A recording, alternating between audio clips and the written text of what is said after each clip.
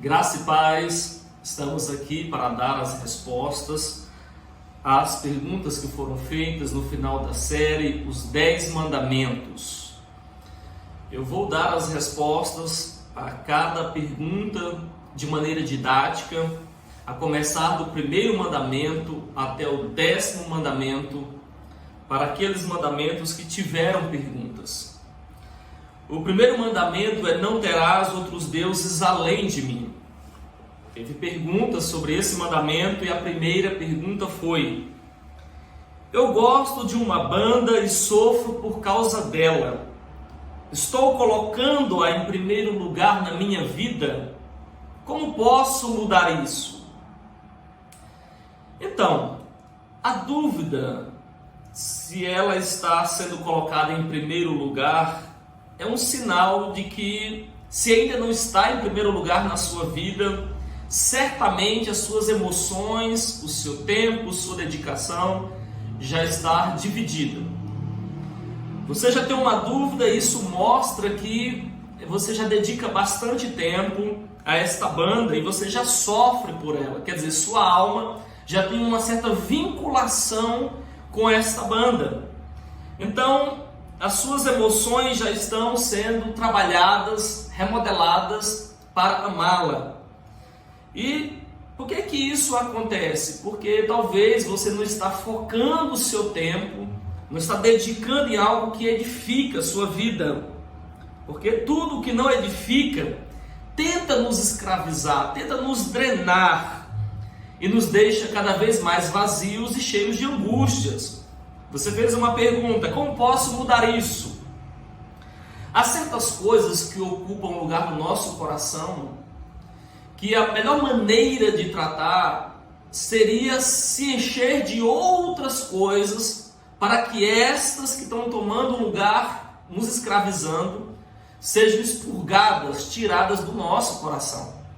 Então, se você está se enchendo disso, dessa banda ou desse tipo de música e está causando sofrimento, é porque você está vazio de alguma coisa, da leitura da palavra, da oração.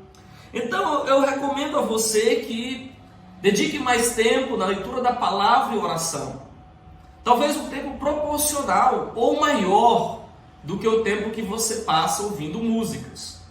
Além disso, você pode dar a outra pessoa permissão para te corrigir no momento em que essa pessoa vê que você está dedicando muito tempo a esta banda.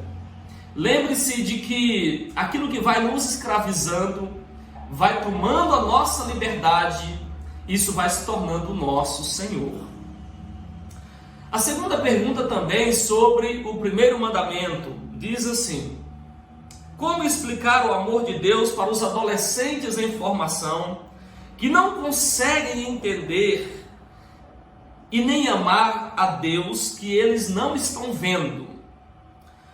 Ora, é preciso ir conversando com o adolescente que está em fase de formação, precisa ir conversando gradativamente e mostrando para este adolescente de que existem certas coisas, certas leis, certas realidades que são realidades imateriais, como por exemplo o amor, ou a lei da gravidade: se você joga uma coisa para cima, ela cai.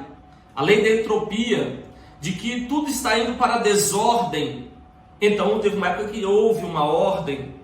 A própria criação mostra que tem certas leis matemáticas que não foram criadas pelo ser humano, e que podemos ver os efeitos dessas leis sobre o planeta e sobre as nossas vidas. Se alguém pular em condições normais de um prédio, cairá, porque existe uma lei da gravidade. Então é preciso ensinar ao adolescente de que existem realidades imateriais. Agora, tudo que nós vemos, às vezes a pessoa quer ver, tudo que nós vemos está limitado ao tempo e ao espaço. E Deus é ilimitado. Se alguém conseguir ver Deus, isso não é o Deus verdadeiro, porque ele é ilimitado, ele é espírito. Então é preciso entender que Deus não pode ser visto pelo olho humano, porque senão ele estaria condicionado ao tempo e ao espaço. Além do mais, é preciso ensinar a pessoa de que Deus, por meio de Jesus Cristo, se autolimitou. Ele não foi limitado por ninguém, mas ele mesmo se autolimitou, se esvaziou e entrou dentro dessa bolinha de gude chamada Terra. E ele se mostrou e se revelou a nós por meio de Jesus Cristo. Isso a pessoa precisa ler os evangelhos. Mas talvez a pessoa pergunte, mas como ele era? Qual era a fisionomia dele? Ora, não se trata de corpo, mas de pessoa. Uma pessoa é mais do que o seu corpo, até porque os animais têm corpos.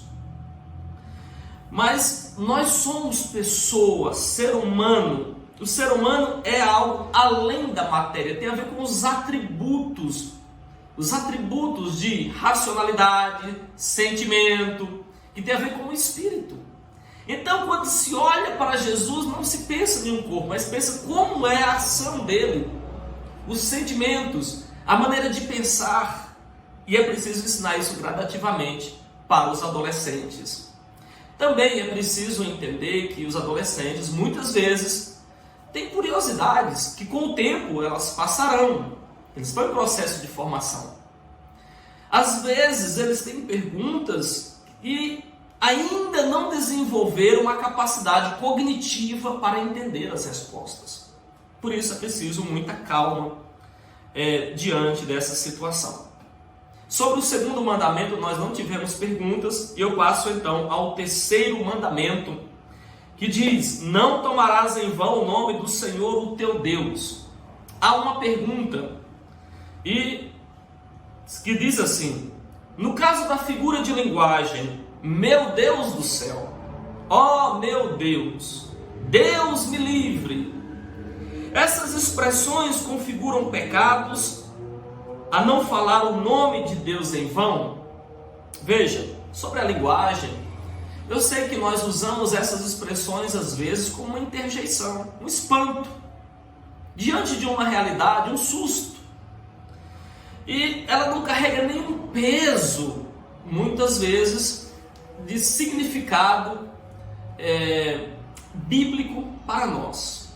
Então, a princípio, isso não constitui um pecado. Mas é preciso lembrar que a pessoa que usa desleixadamente a linguagem, não deixando Deus santificar a sua maneira de falar, os seus pensamentos, pode configurar um relaxamento na vida espiritual. E isso pode, com o tempo, vir a ser pecado. Então, a princípio não é pecado, mas pode, com o decorrer do tempo, o desleixo com a linguagem, ser uma pessoa que usa uma linguagem completamente mundana. Isso pode sim configurar, no decorrer do tempo, pecado. Sobre o quinto mandamentos, nós não temos perguntas. Passo agora então ao sexto mandamento: não matarás. Há uma pergunta que diz: o sexto mandamento, não matarás, é coerente com a punição de quem não cumpre os 10 mandamentos? Hoje raramente alguém morre por não cumprir um mandamento. Se a pena foi estabelecida por Deus, sim, é coerente. Tudo que Deus estabelece é coerente. Mas é preciso pensar biblicamente de que o exercício do pecado é um exercício da morte da alma. O pecado vai desalmando, vai despersonalizando, vai matando cada um de nós. Então o pecado, se não matar imediatamente o corpo, vai matando gradativamente o espírito e a alma de uma pessoa. A segunda pergunta sobre o mandamento: não matarás. Como o policial deve agir em relação ao mandamento de não matarás? Em caso de uma ação legítima diante da lei, dos homens, em que ele precisou matar. Veja, eu vou responder essa pergunta junto com uma terceira pergunta que tem a ver com este mandamento, que diz essa terceira pergunta: como fica o não matarás no contexto da guerra? Ora, no combate militar, os militares têm que tomar decisões de vida ou morte, muitas vezes. E é uma decisão que envolve a vida moral, a vida espiritual e as emoções dos militares. Ele tem que, naquele momento, concatenar sua missão, suas emoções, a legalidade e a moralidade. Então não são decisões muito simples de se tomar. Mas eu quero ler com você Romanos capítulo 13, versículo do 1 a 5, que diz assim: todos devem sujeitar-se às autoridades governamentais, pois não há autoridade que não venha de Deus. As autoridades que existem foram por Ele estabelecidas. Portanto, aquele que se rebela contra a autoridade está se colocando contra o Deus que instituiu. E aqueles que assim procedem trazem condenação sobre si mesmos. Pois os governantes não devem ser temidos a não ser pelos que praticam o mal. Você quer ser livre do medo da autoridade? Diz o texto. Pratique o bem e ela enaltecerá, pois é serva de Deus para o seu bem. Mas se você praticar o mal, tenha medo, pois ela não porta a espada sem motivo. É serva de Deus, agente da justiça, para punir a prática do mal. Portanto, é necessário que sejamos submissos às autoridades, não apenas por causa da possibilidade de punição, mas também por questão de consciência. Veja, Romanos 13, 5 está dizendo que as autoridades foram constituídas por Deus, e quando elas agem segundo os princípios da moralidade, os princípios da palavra, os princípios de um Deus que constituiu-as para o bem das pessoas, quando a causa é justa, está dizendo que ela porta a espada não sem motivo. Ela porta a espada para cessar o mal das pessoas que querem, de alguma maneira, praticar um mal ainda maior. Então, neste caso, é justa a ação do militar, quando está coberto pela sua Constituição, coberto pelas leis de Deus. Ele está ali a serviço para proteger a maioria de alguém que não valoriza a vida. Veja que a lei serve para proteger a vida e não para matá-la. No entanto, se alguém decide tirar a vida de outras pessoas, o Estado porta a espada para a proteção do seu povo. Há um exemplo disso muito claro no livro de Esther. Houve um tempo em que os judeus, estavam em iminência de morrer, porque tinha baixado um decreto de que todos os judeus deveriam ser mortos em todas as províncias. Mas depois a rainha Esther pediu por misericórdia ao rei, e ele baixou o decreto falando que todos os judeus deveriam ter a possibilidade de se defender. Ora, isso foi muito celebrado, porque naquela época eles tiveram que se defender e não foi extinto aquele povo por causa da maldade praticada por outro povo. Também no período interbíblico, nós vemos que muitos povos descobriram que os judeus, o povo de Israel, se tornava um povo muito frágil, porque no dia de sábado eles não faziam mais nada a não ser orar e buscar o seu Deus. Então uma nação estrangeira, ela decidia invadir a cidade no dia de sábado. E eles perceberam que isso era uma fraqueza. E chegou o dia em que eles entenderam de que a lei serve para proteger a vida, que era legítimo se proteger no dia de sábado. Se o dia foi feito para preservar a vida, então precisava ter autodefesa naquele dia. Jesus mesmo disse que se o animal cair no buraco no dia de sábado, não vai tirá-lo. Ele está dizendo que a vida é mais importante do que a letra. Mas é claro que você não deve usar este princípio de qualquer maneira para o seu próprio interesse. Então sim, é legítimo quando está em jogo a vida de pessoas que você deve proteger de maneira justa e legítima. A quarta pergunta sobre o mandamento não matarás diz: qual a relação do suicídio com o mandamento de não matarás? Eu falei isso no domingo, respondi essa pergunta de que o suicídio é tirar a vida de alguém, filho de alguém, de uma mãe, de um pai, tirar ou cessar a vida que dava alegria aos amigos. Então não é um caminho que Deus escolheu para o ser humano. A vida e a morte devem ser controlados pelo Senhor. Ele deu e somente Ele pode tirar. Mas veio outra pergunta para colaborar com este pensamento, com esta outra pergunta que eu acabei de responder. A pessoa diz: entendi a resposta dada sobre o suicídio. Entretanto, o suicídio é preconcebido por uma pessoa profundamente adoecida, a qual nem mesmo a liberdade desta pessoa pode ser feita de forma consciente e clara. Pelo contrário, a pessoa pode estar cogitando suicídio. A pessoa, quando está cogitando suicídio, é como um cego que não tem a CNH numa rodoviária movimentada a 150 km por hora. Esse cego, na grande maioria das vezes, sem uma intervenção humana, irá bater de forma trágica. Quanto à questão psicológica, sim, você tem razão.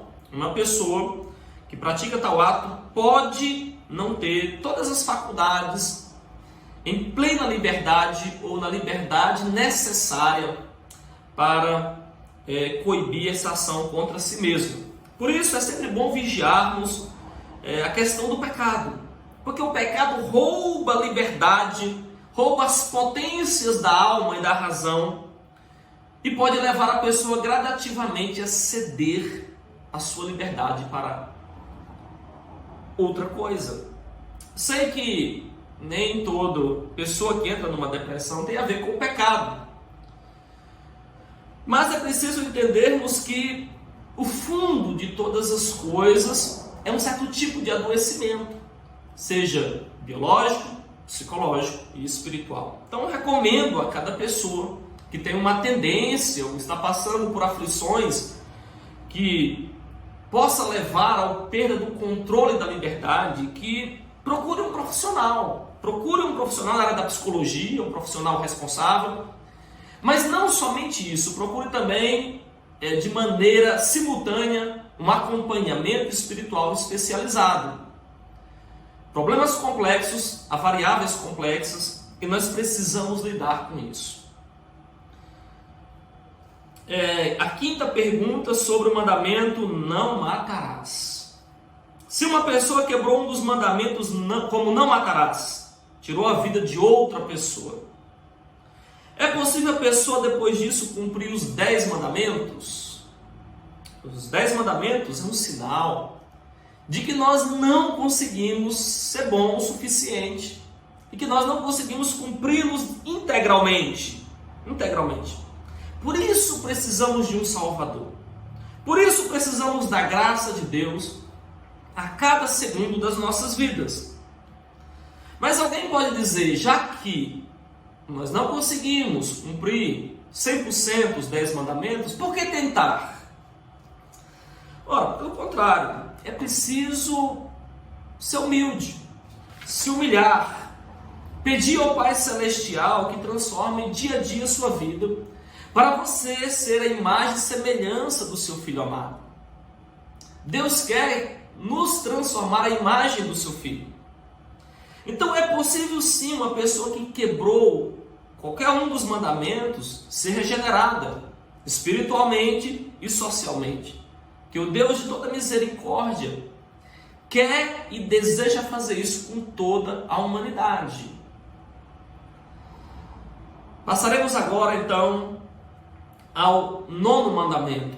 Nós não temos perguntas sobre o 7º, o 8º, mas temos perguntas sobre o 9º mandamento.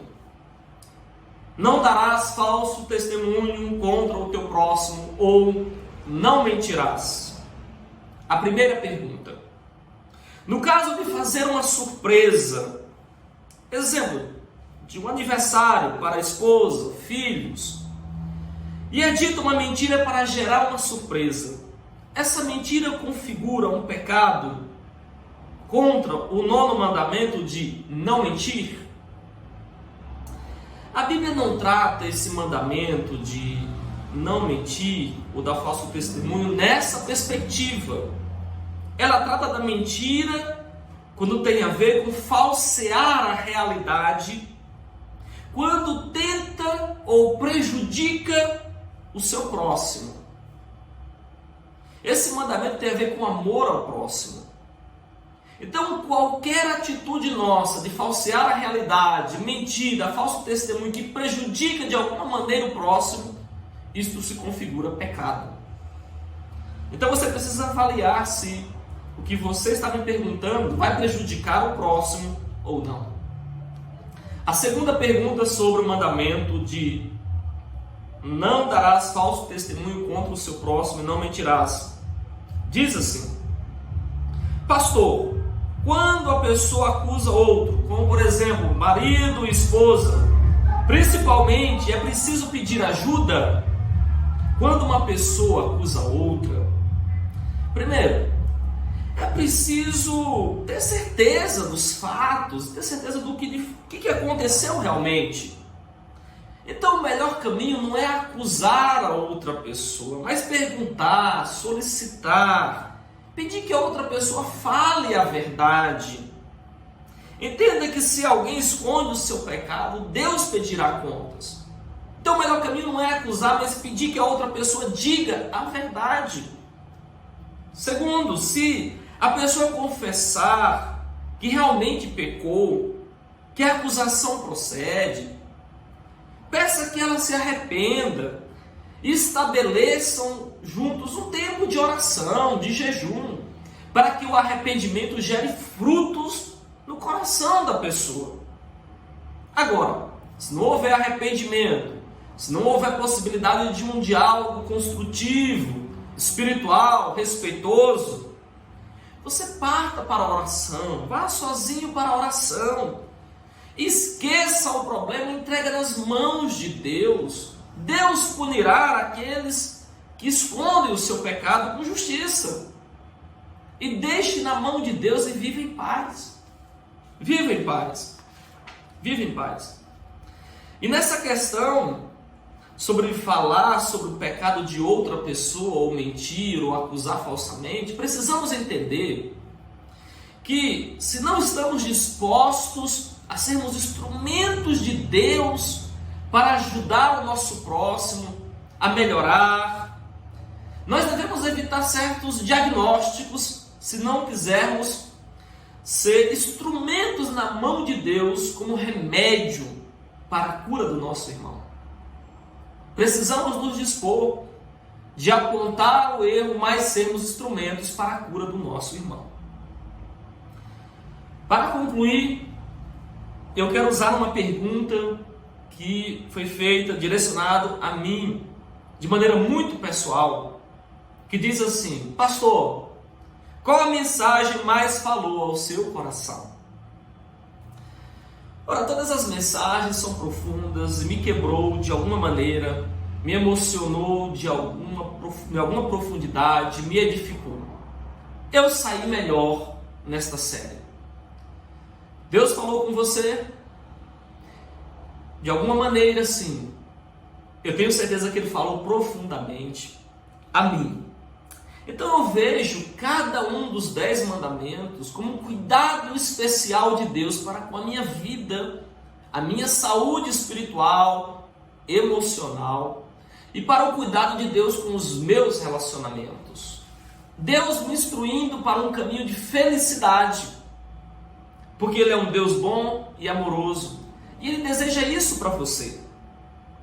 Agora, eu destacaria o primeiro mandamento por ser muito sutil, deixar coisas boas controlarem as nossas vidas como nosso Senhor. Eu destacaria o primeiro mandamento, porque coisas boas como serviço, filho, esposa, casamento, um sonho, ou seja, qualquer coisa boa pode assumir um lugar essencial em nossas vidas, um lugar que somente Deus, o único Deus verdadeiro, deve ocupar. E quando isso se torna o nosso Senhor, cedo ou tarde, isso será tirado de nós. Porque tudo que está neste mundo é passageiro. E quando for tirado de nós alguma coisa boa, se ela se tornou uma coisa essencial, um Senhor que controlava as minhas decisões, as minhas emoções, esta pessoa vai entrar em crise profunda. Então, o primeiro mandamento, eu destacaria ele, que falou profundamente na minha vida nesses dias. Eu quero agradecer você que fez a sua pergunta. Dou graças a Deus por cada pergunta tão maravilhosa que foram feitas a mim, foram feitas na conclusão desta série. Cada uma delas são muito significativas. E agradeço a Deus pela sua vida, pela sua disposição de participar, enviando suas perguntas, se expondo, querendo aprender. O povo de Deus, quanto mais aprende, mais santo, mais próximo do Senhor, ele vai estar. O profeta diz: conheçamos e prossigamos em conhecer o Senhor. Oséias capítulo 6. Que Deus te abençoe. Que esses mandamentos que foram expostos, pregados, Deus certamente falou conosco como igreja. Que você brilhe a glória de Deus dia após dia até ser luz perfeita. E que eles continuem impactando sua mente, o seu coração, até a volta de Jesus. Fique em paz e até a próxima, querendo o Senhor.